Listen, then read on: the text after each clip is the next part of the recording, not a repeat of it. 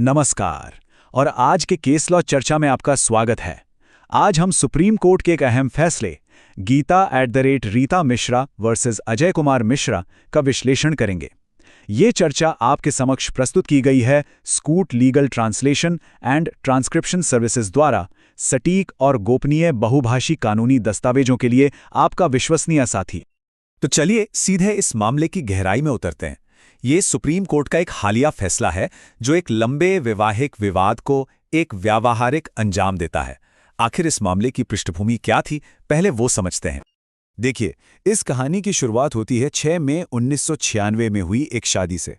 इस जोड़े के 2 बच्चे भी हुए, एक बेटे 1997 में और एक बेटा 1999 में। सब कुछ ठीक लग रहा था, लेकिन शादी के लगभग 13 साल बाद यानी 2009 के आसपास उनके रिश्ते में दरार आ गई और वे अलग रहने लगे। और यहीं से कानूनी लड़ाई की नींव पड़ी।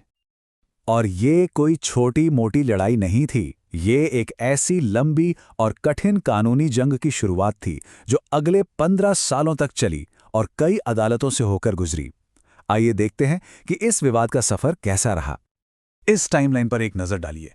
साल 2009 में पति ने तलाक और पत्नी ने घरेलू हिंसा यानी डोमेस्टिक वायलेंस का मामला दायर किया। सोचिए, फैमिली कोर्ट को फैसला सुनाने में ही पूरे 10 साल लग गए 2019 में। फिर हाई कोर्ट ने 2023 में इस फैसले को बरकरार रखा और आखिरकार ये मामला सुप्रीम कोर्ट पहुंचा। इससे इस मुकदमेबाजी की लंबाई का अंदाजा लगाया जा सकता है। इस दौरान कई समानांतर कार्यवाहियां चली। एक तरफ पति ने मानसिक क्रूरता के आधार पर तलाक मांगा, दूसरी तरफ पत्नी ने डोमेस्टिक वायलेंस एक्ट के तहत शिकायत दर्ज कराई। मामला तब और भी गंभीर हो गया जब पति ने अपने ही बच्चों के पैतृत्व पर सवाल उठा दिया और उनके डीएनए टेस्ट की मांग कर डाली। अंत में हाईकोर्ट ने पति को घरेलू हिंसा का दोषी पाया और 7 लाख रुपए मुआवजा देने का आदेश भी दिया। अब जब मामला आखिरकार सुप्रीम कोर्ट पहुंचा तो यहां पर एक बेहद सूझबूझ भरी रणनीति अपनाई गई। पत्नी के वकील ने, आप कह सकते हैं कि लड़ाई का मैदान ही बदल दिया। देखिए, तलाक की डिग्री को और चुनौती देने के बजाय उन्होंने उसे स्वीकार कर लिया। इसके बदले उन्होंने अपनी पूरी अपील को एक बेहद व्यावहारिक और जरूरी मुद्दे पर केंद्रित कर दिया। मुद्दा था अपनी बेटी की शादी के लिए आर्थिक सहायता। तो अब सुप्रीम कोर्ट के सामने विचार के लिए जो मुख्य मुद्दा था वो बिल्कुल साफ था। एक तरफ पत्नी ने बेटी की शादी के खर्च के लिए 10 लाख रुपए की मांग की और दूसरी तरफ पति का कहना था कि उसकी कोई कमाई ही नहीं है और वो ये पैसा नहीं दे सकता। अब अदालत को इस पर निर्णय लेना था। तो चलिए अब देखते हैं कि अदालत ने इस मामले को किस नज़र से देखा। जजेस ने इस विवाद से परे हटकर अपने कर्तव्य को कैसे परिभाषित किया, ये समझना बहुत जरूरी है।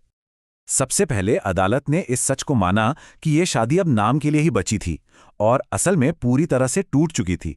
ये मानना जरूरी था ताकि अदालत झगड़े की वजहों में ना उलझे और एक प्रैक्टिकल समाधान पर ध्यान दे सके। और यहां पर अदालत ने एक बेहद महत्वपूर्ण बात कही। अदालत ने साफ किया कि पति पत्नी के बीच आपसी मतभेद कितने भी क्यों ना हो, बच्चों के प्रति उनका कर्तव्य खत्म नहीं होता।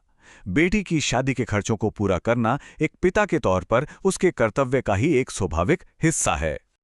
अदालत ने इस बात पर और जोर देते हुए कहा कि अपने बच्चों का भरण पोषण करना एक पिता का फर्ज है और उस फर्ज के सामने बेटी की शादी का खर्च एक मामूली दायित्व है। इससे साफ होता है कि अदालत इस जिम्मेदारी को कितना मूलभूत मानती है। अदालत का यही बच्चे पर केंद्रित दृष्टिकोण उसके अंतिम फैसले का आधार बना।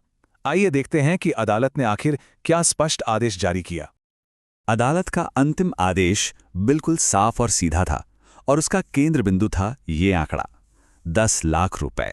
ये वो राशि थी जिसे पिता को अपनी बेटी की शादी के लिए अनिवार्य रूप से देना था। सुप्रीम कोर्ट ने अपने आदेश को 2 हिस्सों में जारी किया। पहला, निचली अदालतों द्वारा दी गई तलाक की डिग्री को मान लिया गया, जिससे ये रिश्ता आधिकारिक तौर पर खत्म हो गया। और दूसरा, पति को 15 अक्टूबर 2025 तक बेटी की शादी के लिए पत्नी को 10 लाख रुपए देने का साफ निर्देश दिया गया। तो आखिर इस पूरे फैसले से वकीलों, लॉ स्टूडेंट्स और हम सब के लिए मुख्य सीख क्या है? इसके क्या दूरगामी प्रभाव हो सकते हैं? इस व्यवहारिक और मानवीय आदेश के जरिए सुप्रीम कोर्ट आखिर क्या स्थायी संदेश दे रहा है? इस फैसले का संदेश कई स्तरों पर बहुत अहम है। सबसे पहली और जरूरी बात कि माता-पिता का कर्तव्य तलाक के बाद खत्म नहीं हो जाता। यानी आपसी झगड़े को बच्चों के प्रति अपनी आर्थिक जिम्मेदारी से बचने का बहाना नहीं बनाया जा सकता। साथ ही ये इस बात को भी पक्का करता है कि बच्चे का कल्याण हमेशा अदालत के लिए सर्वोपरि रहेगा। तो ये मामला हमारे सामने एक बड़ा सवाल छोड़ जाता है। अलग होने के बाद बच्चों के कल्याण को सुनिश्चित करने के लिए माता-पिता के कर्तव्यों को प्रभावी ढंग से कैसे लागू किया जाए, इस पर विचार करना बहुत जरूरी है। आज के केस लॉ डिस्कशन आप तक लाई Scoot legal translation and transcription services, trusted experts in multilingual legal documentation for practising advocates. जब कभी आपको कानूनी अनुवाद या ट्रांसक्रिप्शन की जरूरत हो, स्कूट लीगल आपका साथी है।